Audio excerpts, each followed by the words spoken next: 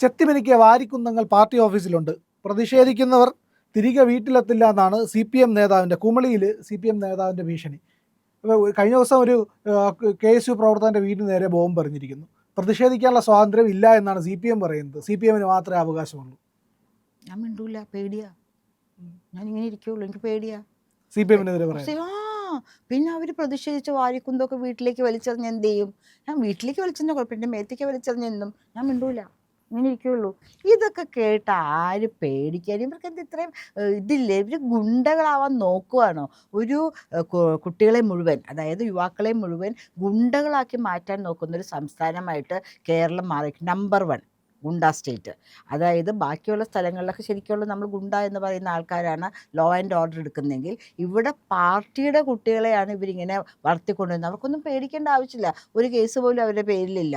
അവർക്കൊക്കെ police test പോലും പാസ്സാവാണ്ട് SIയും മറ്റുമായിട്ട് selection കിട്ടുന്നു. പണ്ട് യൂണിവേഴ്സിറ്റി കോളേജിലെ 2 SFI നേതാക്കന്മാർ ടെസ്റ്റ് പോലും എഴുതാണ്ട് കയറിപ്പോയില്ലേ? അതുപോലെ പ്രിയൻ്റെ ഫ്രണ്ട്സാണെന്ന് തോന്നുന്നു അവർ. ഒരു സംഭാഷണം മധ്യേ പ്രിയം പറഞ്ഞ എനിക്ക് ഓർമ്മയുണ്ട്, നമ്മൾ ജൂനിയേഴ്സ് ആയിട്ട്. അപ്പോൾ സത്യമാണ് ഞാൻ പറഞ്ഞ കാര്യം. ഓക്കെ, അപ്പോൾ ഇവരിപ്പോൾ TV-യിൽ കൂടെയും മാധ്യമങ്ങളിൽ കൂടെ ഞാൻ വായിച്ചത് DYFIക്കാരെ പോലീസ് സ്റ്റേഷനിൽ അതിക്രമിച്ച് കയറിയപ്പോൾ പോലീസ് ഓഫീസേഴ്സ് പറഞ്ഞിരിക്കുകയാണ്, ആർക്കും എന്തും ചെയ്യാൻ പറ്റുന്ന ഒരിടമല്ല പോലീസ് സ്റ്റേഷൻ.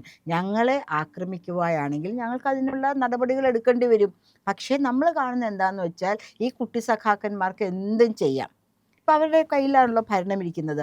ആ മന്ത്രി പിണറായി സഖാവിൻ്റെ യാത്രയുടെ സമയത്ത് ജനങ്ങളെയൊക്കെ ഇപ്പം വീണ ജോർജിൻ്റെ ഇടയിൽ പ്രശ്നം ഉണ്ടായപ്പോഴാണ് പിന്നെയും അത് കയറി വരികയാണ് ജീവൻ രക്ഷാ പ്രവർത്തനം എന്ന് പറഞ്ഞാൽ കേരളത്തിൽ ചെടിച്ചട്ടിയിട്ട് തലയ്ക്കടിച്ച് ജീവൻ നഷ്ടപ്പെടുത്തുക എന്നാണ് ഒരു വ്യാഖ്യാനം കൂടെ വന്നിട്ടുണ്ട്. ജീവൻ രക്ഷാ പ്രവർത്തനം എന്നാൽ ജീവനെ ശരീരത്തിൽ നിന്നും മോചിപ്പിച്ച് സ്വർഗത്തിലേക്ക് അയക്കുക, അതാണ് ജീവൻ രക്ഷാ പ്രവർത്തനം എന്ന് പറഞ്ഞിവിടെ നടക്കുന്നത്. പ്രിയം ശരിക്കും പറയുകയാണെങ്കിൽ എങ്ങോട്ടേക്കാണ് നമ്മൾ പോകുന്നത്? മന്ത്രിമാരൊക്കെ ഇത്ര സംസ്കാരരഹിതമായിട്ട് പെരുമാറുകയും ഈ എന്താണ് കുരങ്ങൻ്റെ കയ്യിൽ ചുടുചോറ് കൊടുക്കരുതെന്നൊക്കെ നമ്മൾ പറയുന്നു അല്ല. അവർ ആ ചോരത്തളപ്പിൽ നിൽക്കുന്ന പ്രായത്തിൽ അവരെ നിയമത്തിനെ അനുസരിക്കാത്ത വ്യക്തികളായി മാറ്റുകയും ചെയ്യുകയാണെങ്കിൽ അവർ ഉയർന്നു വരുമ്പോൾ ഏത് ജോലിയിൽ പോട്ടെ അവർക്ക് അങ്ങനെയല്ലേ പെരുമാറാൻ പറ്റുള്ളൂ.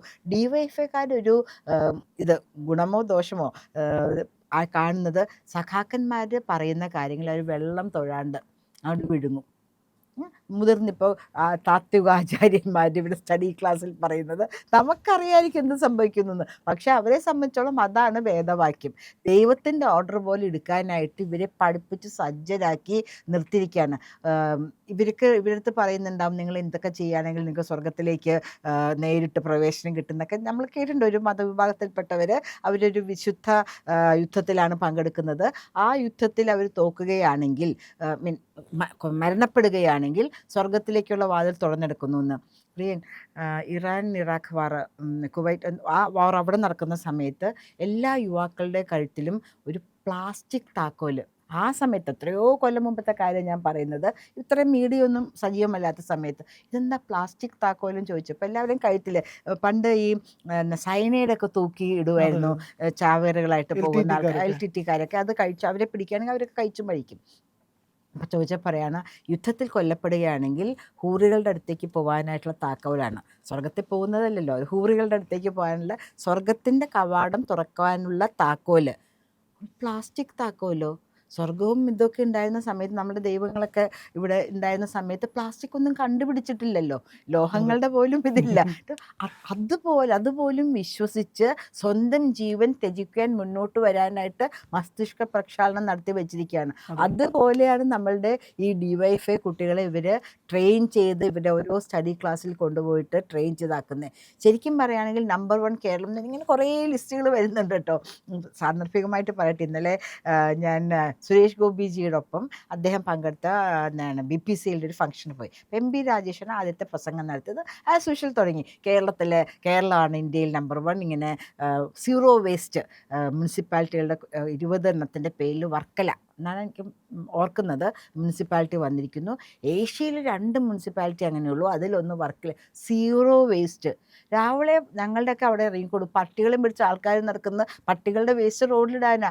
അതും നമ്മളുടെ സ്വീപ്പേഴ്സ് കോരിയെടുക്കണം. ഇതൊന്നും ഒരു വിദേശ രാജ്യത്ത് നടക്കില്ല. എവിടെയാണ് ഈ സീറോ വേസ്റ്റ്? പൂച്ചകളുടെയും എല്ലാത്തിൻ്റെയും കാട്ടം കിടക്കുമ്പോൾ ഇതൊക്കെ ആര് കോരിക്കളയുന്നു? അതുമൊക്കെ കളഞ്ഞാലേ സീറോ വേസ്റ്റ് ആകുള്ളൂ. അപ്പോൾ രാജേഷ് ഇങ്ങനെ ഓരോന്ന് കയറി കയറി പോകുമ്പോൾ എന്താണ് ബ്രഹ്മപുരം കത്തിയ സമയത്ത് കേരളത്തിന് ശ്വാസം മുട്ടുന്നു, ജനങ്ങൾ കൊച്ചിക്ക് ശ്വാസം മുട്ടുന്നു എന്നൊക്കെ പറഞ്ഞ് എന്ത് ട്രോളായിരുന്നു, ഇവിടെ ആർക്ക് ശ്വാസം മുട്ടി എന്നൊക്കെ അദ്ദേഹം ചോദിക്കുകയാണ് കേട്ടോ. എനിക്കും ശ്വാസം മുട്ടി കേട്ടോ. 16ാമത്തെ നിലയിൽ താമസിക്കുന്ന എൻ്റെ ഒരു ഫ്രണ്ട് വിളിച്ചിട്ട് പറഞ്ഞു, പത്മ ഞാൻ തനിച്ചാണ് ഇവിടെ, എനിക്ക് വല്ലാണ്ട് ശ്വാസം മുട്ടുന്നു, എന്തെങ്കിലും ഞാൻ വിളിക്കുകയാണെങ്കിൽ you have to respond urgently, you are busy എന്ന് എനിക്കറിയാമെന്ന്. കാരണം അങ്ങനെ 16ാമത്തെ നിലയിൽ വരെ പനമ്പള്ളിനകത്ത് ബ്രഹ്മപുരത്തു നിന്നുള്ള തീ വന്നിട്ട് ശരിക്കും എറണാകുളം പുകക്കാറ്റ് സഫോക്കേറ്റ് ചെയ്തു കേട്ടോ. എന്നിട്ട് ഇങ്ങനെ പറയാം, എന്ത് ട്രോളായിരുന്നു. സുരേഷ് ഗോപി വന്നില്ലേ, ആ ട്രോളിലൊക്കെ നിങ്ങളെ ഓർമ്മപ്പെടുത്തുന്ന കാര്യങ്ങളുണ്ടെന്ന് നിങ്ങൾ മനസ്സിലാക്കണം. ഞാനും മനസ്സിലാക്കുന്നു. അവർ നമ്മളെ കുറ്റം പറയില്ല, നമുക്ക് ചിന്തിപ്പിക്കാൻ അവസരം തരിക. എനിക്കൊരു മിസ്റ്റേക്ക് പറ്റിയോ അത് ചിന്തിപ്പിക്കാനുള്ള അവസരം കൂടെ തരികയാണെന്ന് നമ്മൾ മനസ്സിലാക്കണം. പിന്നെ നിങ്ങളൊന്നും പഠിച്ചിട്ടല്ല ഇവിടെ വന്നിരിക്കുന്നതെന്ന് എനിക്ക് മനസ്സിലാക്കി. 134 ഇതുപോലത്തുള്ള ശുചീകരണ ഇടങ്ങൾ ഇന്ത്യയിലുണ്ട്. കേരളത്തിൽ ഇത് ആദ്യത്തെ ആയിരിക്കും, പിണറായി സഖാവ് ഉണ്ടാക്കിയ ആദ്യത്തെ ആയിരിക്കും, അത് ഞാൻ സമ്മതിച്ചു, ആദ്യത്തെയാണ്. അതും BPCL 150ഓളം കോടി രൂപ കൊടുത്തിട്ടാണ് ഇത് വന്നിരിക്കുന്നത്. ഗവൺമെൻറ്റിൻ്റെ ഒന്നും അല്ല കേട്ടോ, ഈ പബ്ലിക് ലിമിറ്റഡ് കമ്പനികളുടെ സഹായത്തോടെ. CSR ഫണ്ട് പോലും ഒന്നും പറയാൻ പറ്റില്ല, അവർക്ക് അത്രയും CSR ഫണ്ടില്ല. ഞാനത് അന്വേഷിച്ചു. സുരേഷ് ഗോപി ഇന്നലെ ശരിക്കും പറയുകയാണെങ്കിൽ രാജേഷ് മിനിസ്റ്ററോട് ഇരിപ്പുണ്ട്. മിനിസ്റ്ററാണ് MP രാജേഷ് LS ഇതിൻ്റെ മിനിസ്റ്റർ എന്നുള്ള ലോക്കൽ ഗവേണിംഗ് ബോഡി മിനിസ്റ്റർ എന്നുള്ളതിൽ അദ്ദേഹത്തിന് ശരിക്കും അടുക്കി കൊടുത്തു. അവിടെ ഇരുന്ന ആൾക്കാർ മുഴുവനും ഒന്നും പറയാൻ പറ്റില്ല, കാരണം 2 കക്ഷികളുടെ മന്ത്രിമാരാണ് പൊതുസമൂഹത്തിൽ വളരെ മയത്തോടും തന്മയത്തോടും കൂടിയാണ് സുരേഷ് ഗോപി പ്രതികരിച്ചത്. ഇങ്ങനെ നമ്മൾ പറയരുത്. നമ്മൾ ചെയ്ത കാര്യങ്ങൾ ജനങ്ങളുടെ മുമ്പിൽ സത്യസന്ധമായി അവതരിപ്പിക്കുകയാണ് വേണ്ടത്. നിങ്ങൾ പറയുന്നു നിങ്ങളാണ് ഇതിലും ഇനീഷ്യേറ്റീവ് എടുത്തതെന്ന്. അദ്ദേഹം എന്ത് പറയുന്നത്, മാർച്ച് 12-ാം തീയതി അമിത്ഷാജി തൃശ്ശൂർ തേക്കിൻകാട് മൈതാനത്ത് നടത്തിയ പ്രസംഗത്തിൽ അന്ന് എരിഞ്ഞുകൊണ്ടിരിക്കുകയാണ്, കത്തി അമർന്നിട്ടില്ല തീ, എരിഞ്ഞെരിഞ്ഞെരിഞ്ഞിങ്ങനെ നമ്മൾ ചുമച്ചുകൊണ്ടിരിക്കുന്ന സമയം. ആ സമയത്ത് അദ്ദേഹമാണ് മോഡി സർക്കാർ 2.0 മിനിസ്ട്രിയിലെ പെട്രോളിയം മിനിസ്റ്ററെ കണ്ട് സംസാരിച്ച് ഈ പദ്ധതി മുന്നോട്ട് കൊണ്ടുപോയത്. ഇപ്പോഴാണ് എൻ്റെ ഇനോഗ്രേഷൻ 3.0 വന്നപ്പോഴാണ് നടക്കുന്നത്. ഞാനിപ്പോൾ സ്റ്റേറ്റ് മിനിസ്റ്റർ എന്നുള്ള നിലയ്ക്ക് പെട്രോളിയത്തിൻ്റെ ഇവിടെ വന്നിരിക്കുന്നു എന്ന്. അപ്പം ഇങ്ങനെ ഓരോ കാര്യങ്ങളും മറച്ചു വച്ചേക്കുന്നു. നമ്മുടെ ടോപ്പിക് അതല്ല കേട്ടോ, സാന്ദർഭികമായി കിട്ടിയപ്പോൾ ഞാൻ പറഞ്ഞു പോയതാണ്. ഈ പോലീസിൻ്റെ കാര്യം പറഞ്ഞു വരികയാണെങ്കിൽ തന്നെ പോലീസുകാർക്ക് ശരിക്കും മനോവീര്യം തകർന്നൊരവസ്ഥയിലാണ്. ഞാൻ വായിച്ചതനുസരിച്ച് കുറച്ച് റാങ്കൊക്കെ ആണെങ്കിൽ പോലും SI ഒക്കെ ആണെങ്കിൽ പോലും അവർ ജോലി VRS എടുത്ത് രാജിവെക്കുന്നു.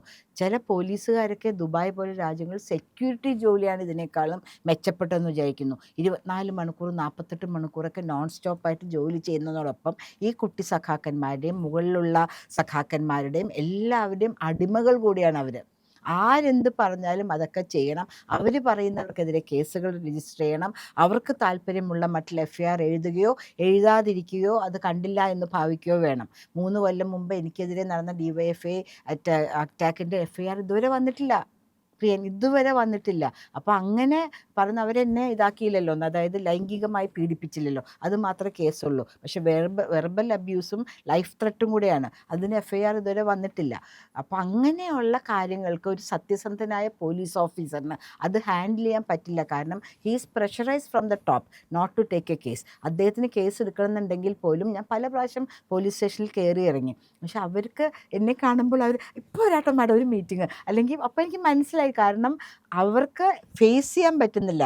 ഞാൻ പറയുന്ന കാര്യത്തിൽ സത്യസന്ധത ഉണ്ടെന്നറിയാം, പക്ഷേ കേസ് FIR എടുക്കുകയാണെങ്കിൽ അവർക്ക് ചാർജ് ഷീറ്റ് എന്തിനാണ് ചെയ്തിട്ടെന്ന് വിളി വരും. പിന്നെ എല്ലാവരും പറയുന്നത് കാസർഗോഡ് ഇത്ര മോശമായ സ്ഥലമാണോ, പണ്ട് എല്ലാവർക്കും ഒരു പണിഷ്മെൻറ്റ് ട്രാൻസ്ഫർ എന്ന് പറയുകയാണെങ്കിൽ കാസർഗോഡ് എന്നാണ് പറഞ്ഞ് കേട്ടിരിക്കുന്നത്. അപ്പോൾ കാസർഗോഡേക്ക് ട്രാൻസ്ഫറും കുട്ടികളോട് പഠിക്കുമായിരിക്കും, ഭാര്യയ്ക്ക് ഇവിടെ ജോലി ആയി തുടങ്ങിയിട്ടേ ഉണ്ടാവുള്ളായിരിക്കും, അവർക്കൊക്കെ ട്രാൻസ്ഫർ കിട്ടി പോകണമല്ലോ. അപ്പോൾ അതുമൊക്കെ അവിടെയുണ്ട്.